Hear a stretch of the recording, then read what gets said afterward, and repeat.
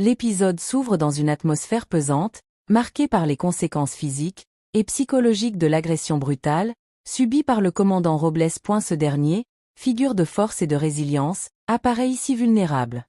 Ses douleurs révèlent des blessures sérieuses, des côtes brisées qui entravent chacun de ses mouvements.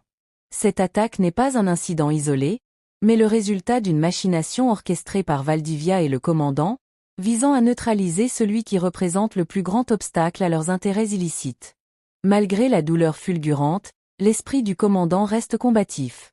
Autour de lui, Lazaro et Damian s'organisent pour assurer sa sécurité. Cette agression marque un tournant dans le récit. Elle dépouille les antagonistes de tout semblant de légalité, et place le village de Nuestra Sonora del Mar sous le signe d'une guerre ouverte. Le commandant Robles comprend qu'il doit temporairement s'effacer, non par lâcheté, mais pour mieux préparer une riposte qui devra être fatale à ses ennemis. Zuli, l'intruse du passé. Le calme relatif du village est rompu par l'arrivée de Zuli, une femme dont la présence semble être un poison lent, pour la tranquillité d'Ursula et Hernan. Zuli ne se contente pas de rendre visite, elle revendique un passé. Elle rappelle à Hernan, avec une audace calculée, leur nuit à la capitale, affirmant que leur lien est bien trop intense pour être ignoré. Pour Ursula, cette intrusion est un défi direct. Zuli joue sur la sémantique, affirmant que les noms ne font pas les personnes, mais que les actes définissent les identités. Cette rivalité naissante souligne la fragilité des relations au sein du village. Zuli incarne la menace de l'inconnu, et des secrets enfouis qui remontent à la surface, mettant à l'épreuve la confiance que Ursula a placée en l'homme qu'elle aime. La chute de Lazaro et le poids de la culpabilité. L'un des arcs les plus poignants de cette partie concerne Lazaro. Consumé par le remords après sa trahison envers Lucia, il se trouve dans une impasse émotionnelle. Sa défense, l'oubli provoqué par l'alcool, est une lame à double tranchant. Si pour lui, l'ivresse est une circonstance atténuante, pour Lucia, c'est une circonstance aggravante qui révèle un manque de respect et de sincérité. Lucia, blessée dans son honneur et son amour, refuse les excuses faciles. Le dialogue entre eux est une joute entre le désespoir d'un homme, qui a tout perdu par imprudence, et la fermeté d'une femme qui refuse de devenir une victime. Malgré les serments de Lazaro, sur ce qu'il a de plus sacré, Lucia est inflexible, le lien de confiance est rompu. Elle lui ordonne de disparaître, transformant leur histoire d'amour en un souvenir amer. Le capitaine, témoin de cette détresse, tente d'offrir un conseil de sage, rappelant que les pires erreurs naissent souvent d'un verre de trop, mais le mal est fait. À Mexico, le drame familial prend une dimension presque tragique. Mercedes, la mère qui cherche désespérément à racheter ses fautes passées, se heurte au mur de glace érigé par Magdalena. Pour Magdalena, le sang ne suffit pas à faire une famille. Elle rejette l'autorité et l'affection de Mercedes, voyant en elle une étrangère, qui tente d'imposer un lien qu'elle n'a pas mérité. Les mots de Magdalena sont d'une cruauté chirurgicale, elle refuse d'appeler Mercedes mère, préférant la distance froide de son prénom. Elle menace de disparaître à jamais, si Mercedes continue d'essayer de s'immiscer dans sa vie. Ce conflit illustre l'impossibilité de forcer le pardon. Mercedes, bien que dévastée, refuse d'abandonner, jurant de lutter pour chaque miette d'affection, même si cela doit prendre toute une vie. C'est un combat de volonté entre la rédemption maternelle et la rancœur filiale. Le champ de bataille politique. Le pouvoir à Nuestra Sonora del Mar est sur le point de changer de main, ou du moins d'être sérieusement contesté. Fulgencio, le cacique local habitué à une obéissance absolue, apprend avec une rage mal contenue qu'Olinto se présente comme candidat à la mairie. Pour Fulgencio, cette candidature est une insulte personnelle, une trahison de l'ordre établi. Olinto, de son côté, représente l'espoir d'un renouveau. Soutenu par le capitaine et les ouvriers, il incarne une alternative à la corruption et à l'autoritarisme. La scène de l'annonce des élections est électrique, elle symbolise le réveil d'un peuple qui ne veut plus vivre sous le joug d'un seul homme. Fulgencio prépare déjà sa stratégie pour conserver son trône, conscient que si Olinto gagne, c'est tout son empire de peur qui s'effondrera. Marina et Béatrice, rêve et pressentiment. Au milieu de ces tempêtes, Marina cherche un havre de paix. Elle projette d'acheter une maison avec le capitaine, un espace où ils pourraient enfin vivre comme une famille, loin des complots. Béatrice, sa mère, soutient ce projet, y voyant la concrétisation du bonheur de sa fille. La santé de Béatrice s'améliore, mais sa clairvoyance reste intacte. L'interaction avec Hernan est révélatrice. Sous ses airs de protecteur et d'ami dévoué, Hernan cache des intentions sombres.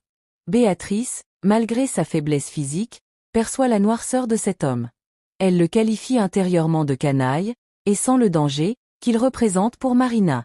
C'est une bataille silencieuse qui se joue, Marina voit en Hernan un soutien, tandis que Béatrice y voit un prédateur masqué. La quête de justice contre Fulgencio. Damian reste focalisé sur sa mission principale, faire tomber Fulgencio. Le commandant regrette de ne pas avoir trouvé les preuves nécessaires à bord du navire Tempesta pour détruire Fulgencio une fois pour toutes, mais Damian le rassure. La chute de Fulgencio est proche, d'autant plus que le gouvernement a décidé de convoquer des élections municipales. Olinto a été nommé candidat, offrant ainsi l'espoir d'un gouvernement juste qui soutiendra enfin leurs investigations criminelles. Les manipulations d'Hernan et la détresse de Lucia. Dans le village, Hernan continue de tisser sa toile.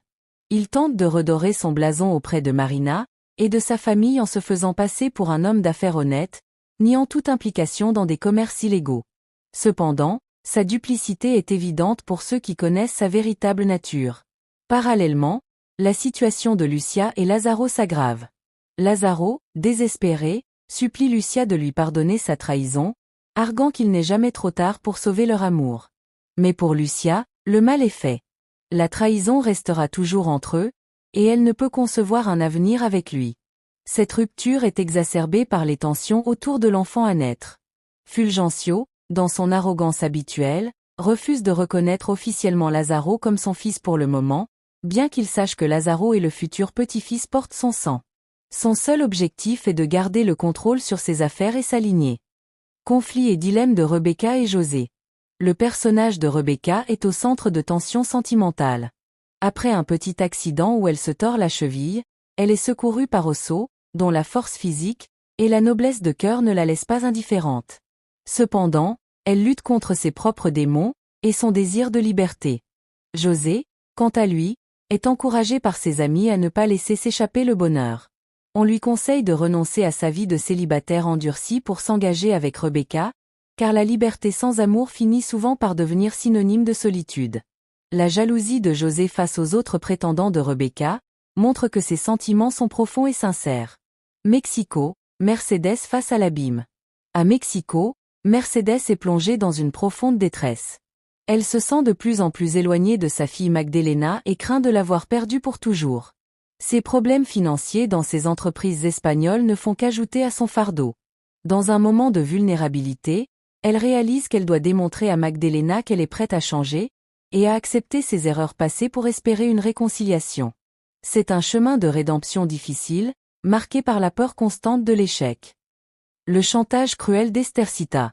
Le point culminant de l'épisode réside dans la confrontation entre Damian, Marina et Estercita.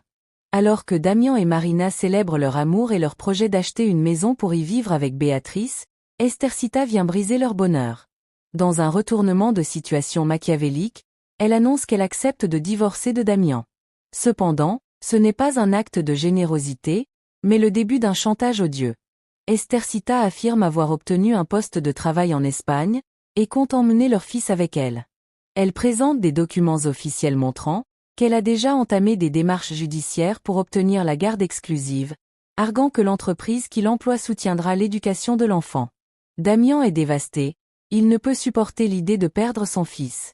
Estercita pose alors un ultimatum cruel, le seul moyen pour Damian de garder son fils auprès de lui est de quitter Marina et de venir vivre avec elle.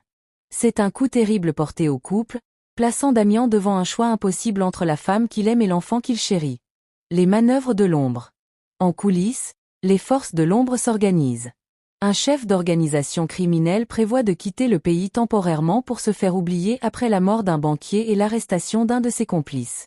Il compte revenir plus fort et implacable pour punir ceux qui l'ont trahi. Ce climat de danger imminent plane sur tout le village, suggérant que la bataille pour le pouvoir et la justice est loin d'être terminée.